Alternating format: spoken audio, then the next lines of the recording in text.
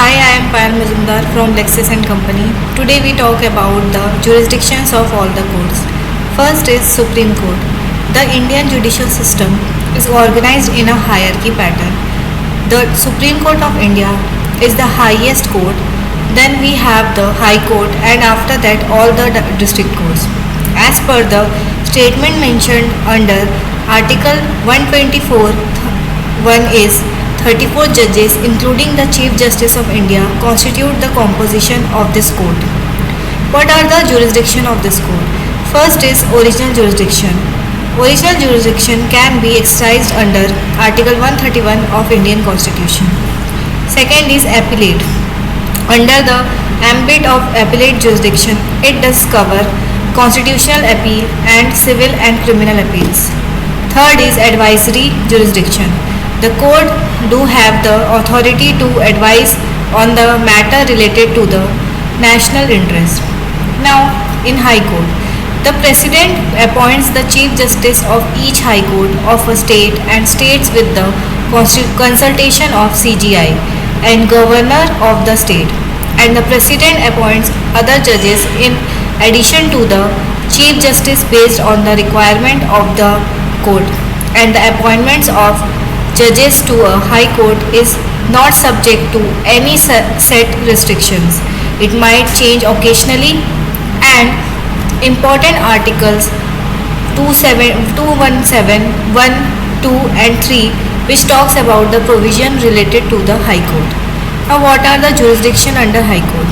Original jurisdiction. It denotes that the high court has the authority to hear a case as an original court in the first instance.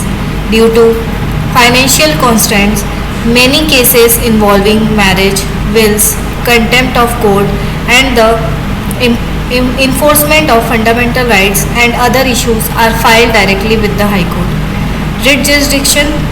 High courts have the authority to issue writs to enact both legal and fundamental rights.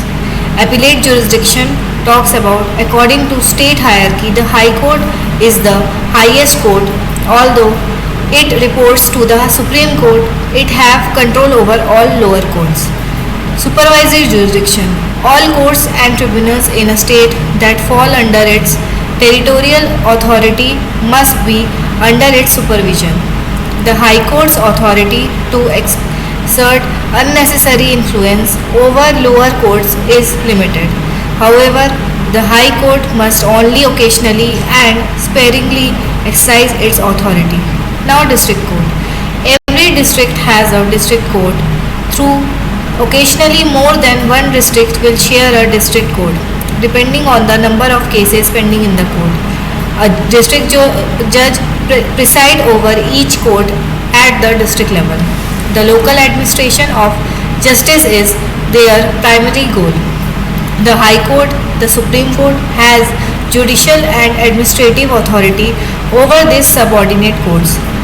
There are currently 672 district courts in India. Additionally, the district court's decision falls under the High Court's appellate jurisdiction, and the district courts comprises of district judges, additional district judges and assistant district judges. Now, what are the jurisdiction under this? District courts, it includes district judge, senior civil judge and junior civil judge. In session court, it includes session judge, judicial magistrate first class and judicial magistrate second class. In matrimonial court, it's talked about these kind of courts are established in metropolitan places where the population is more than 10 lakhs. For civil matters, it includes city civil courts and courts of smaller causes. For criminal matter, it includes session judge, chief metropolitan judge and metropolitan magistrate first class.